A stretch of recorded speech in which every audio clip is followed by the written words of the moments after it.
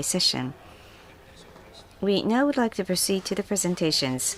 The first speaker is Mr. Hunter Marston, Adjunct Research Fellow, La Trobe University. The title is The Struggle for Autonomy Amidst Great Power Rivalry in Southeast Asia.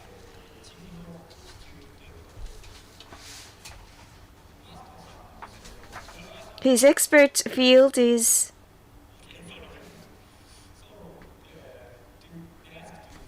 introduce by yourself.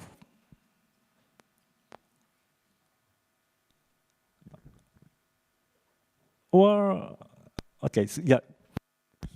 Sorry, languages here. Yeah, okay. If you're ready for me, I can begin. Okay, so please start the. では、Mr. Hunter Marston, please go ahead. Okay, sorry for the confusion. So to start, thank you very much to the conference organizers, to NIDS, to you, Harada-san, and Ms. Hisamatsu for your excellent organizational skills in preparing me for this event. And thank you to the audience in advance for any questions, and I look forward to engaging with you regarding my paper. I'll share my screen. I have some PowerPoint slides, which I hope will help with translation issues as well.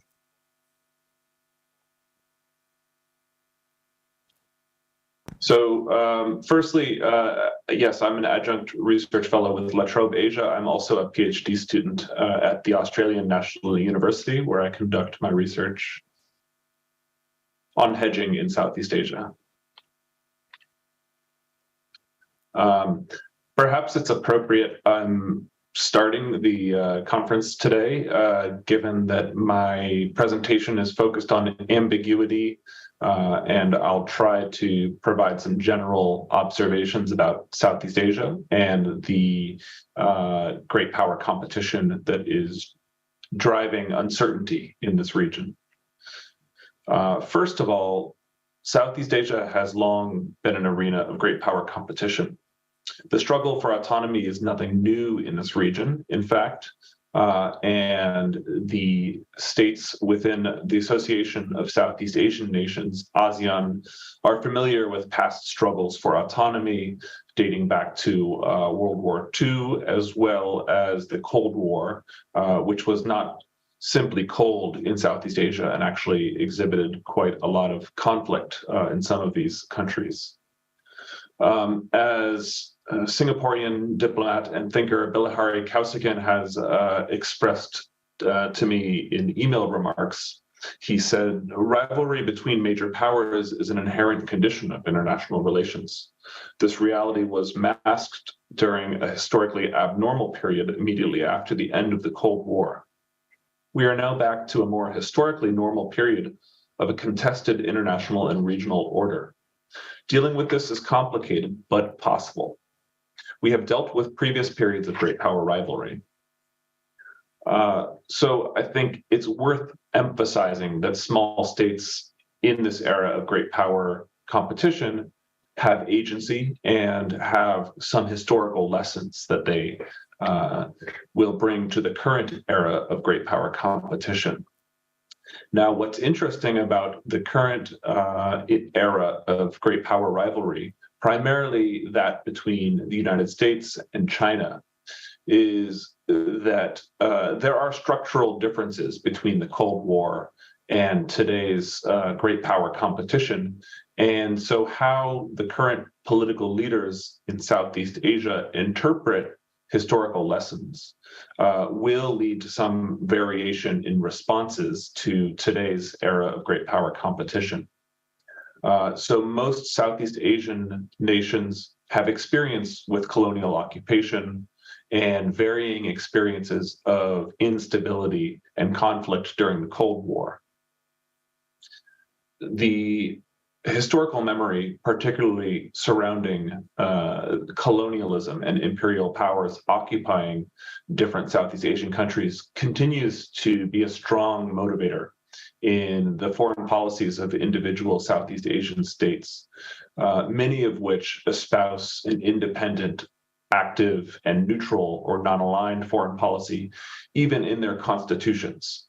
So much of this is baked into the worldview of Southeast Asian leaders, some of whom lived through past eras of great power competition, but also it's enshrined in national law oftentimes.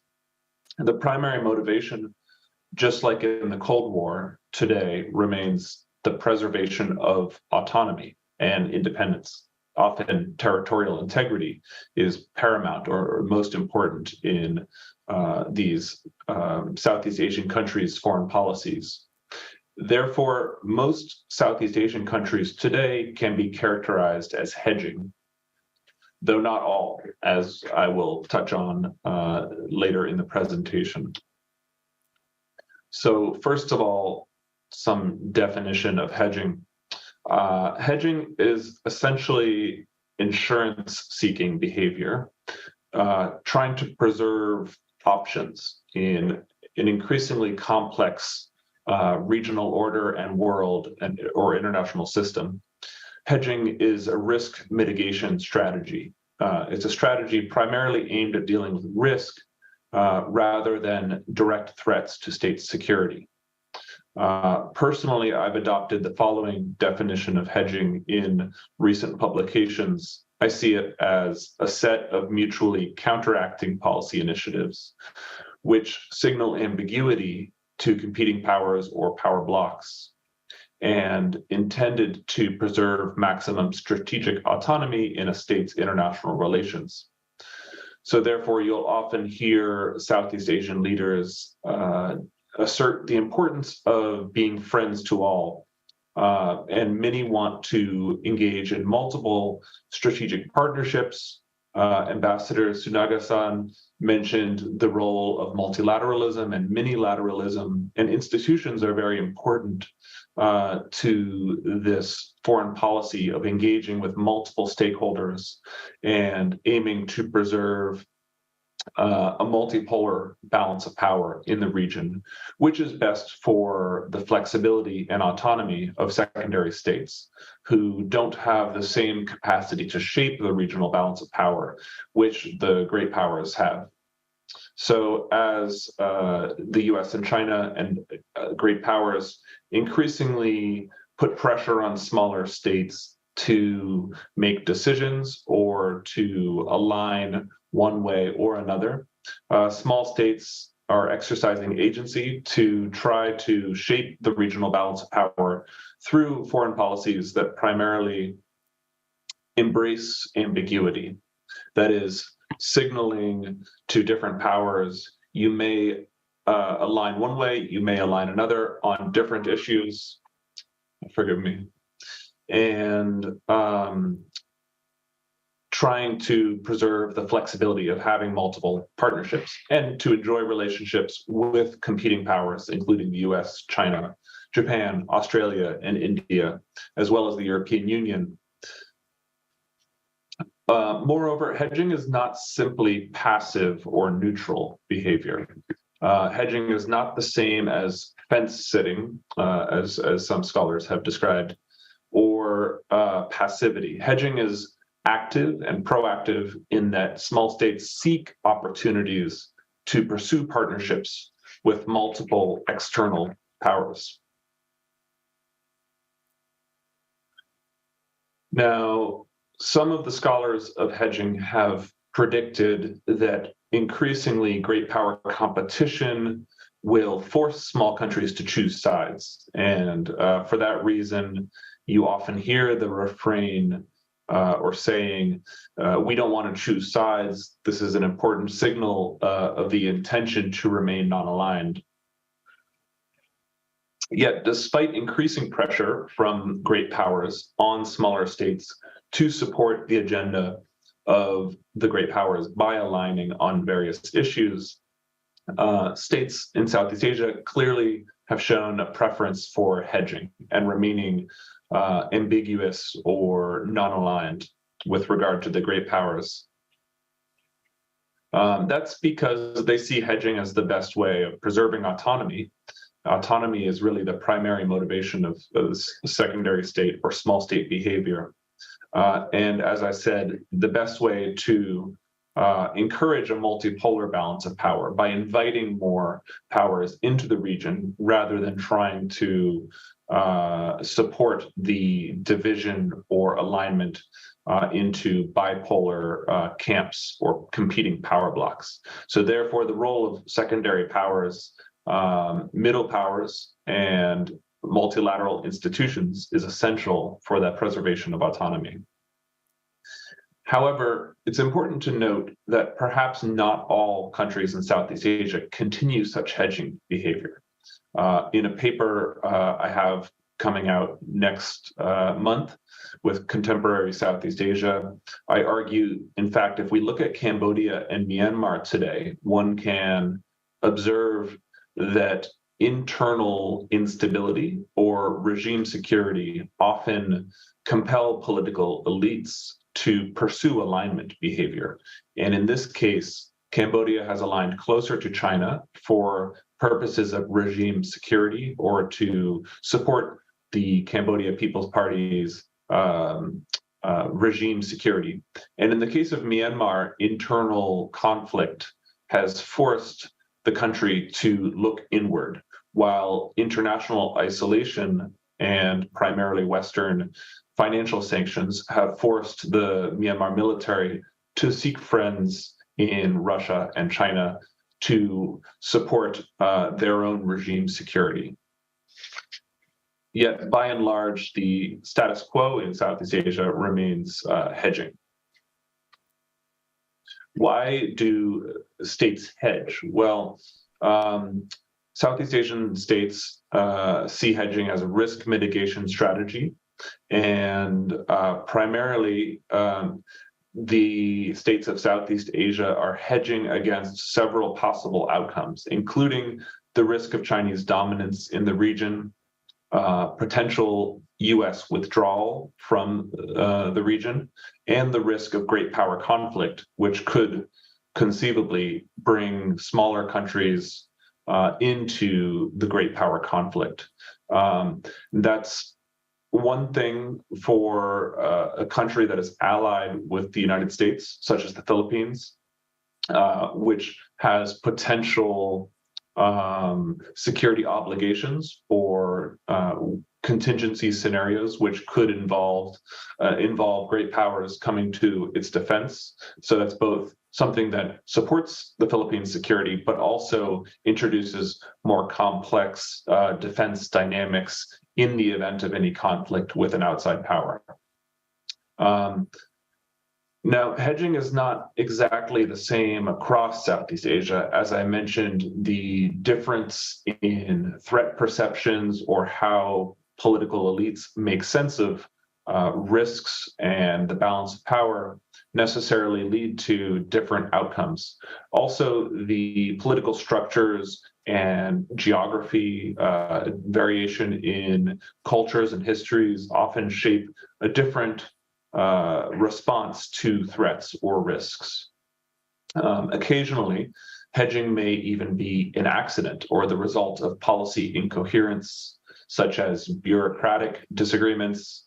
If you look at the Philippine foreign policy across the years of the Rodrigo Duterte administration, frequently the defense sector was at odds with the president's office, and you have, as a result, a mixed foreign policy that is ambiguous and therefore meets certain definitions of hedging, but which is not always a coherent response to a threat. Another scholar at ANU has referred to Indonesia's foreign policy as underbalancing, that is, not reacting to a threat the way you would expect because of these differences in bureaucracies within a country and the inability to form a coherent response to a threat, when you would typically see balancing behavior or resisting an external threat, standing up to an external threat. So the role of domestic politics and political structures is really important to understand in how it shapes the variety of hedging behaviors and strategies we see in Southeast Asia today. So what does this mean for the future of the region? In the near term, as I've emphasized, Southeast Asian states are on high alert against the potential for return of great power conflict. Nearly every Southeast Asian state is very vocal in resisting the return of great power conflict and encouraging, therefore, some understanding or accommodation between the United States and China. In the medium term, whether or not Southeast Asian states are successful in maintaining autonomy and continuing to hedge rather than align with one or more competing power depends on a variety of structural factors. That is, whether China can displace the United States as the preeminent power, whether that forces some form of US withdrawal or downsizing in its security presence in the region, what concessions that might entail, and whether or not China's economic primacy or dominance translates to political control over individual Southeast Asian states, as we can arguably or are arguably seeing in states like Cambodia and Laos, where China's economic dominance and influence have given them certain political control as well. And then, of course, is the question of the United States' own tolerance for risk and its willingness to defend its interests in the region or make some concessions to alleviate great power tensions by perhaps avoiding conflict and signaling reassurance rather than deterrence. However, one could also argue that the United States, at least in Washington, where I have previously worked and come from, is still addicted to primacy and therefore has not adopted a mindset of multipolarity or a balance of power in the region that's inclusive, truly inclusive of the variety of stakeholders in the region. Other countries like Japan and India are stepping into this order by supporting the rules-based order and supporting the Coast Guard modernization of Southeast Asian countries, such as the Philippines and Vietnam. And Washington remains focused on what it sees as a transition from a unipolar moment to a bipolar era. Whereas I think Asia is focused on how to manage bipolar tensions within a multipolar regional order. There's a new book coming out by Tom Parks, I recommend, which really does a great job of summarizing this multipolar regional balance of power. And I think for many reasons, structurally, Southeast Asia is naturally a multipolar region, given its vast geography, the diversity, and the number of competing outside powers involved in the region, which have strong interests there. I'll welcome questions, and I think I will leave it there to hand over to the next speaker. Thank you very much. どうもありがとう、ハンターマスターさん。Thank you very much, Professor Hunter Master. Thank you very much. And now, you are well versed on Southeast Asia, the hedging strategy, which is survival strategy for Southeast Asia. You have introduced to us the multifaceted aspects of this strategy.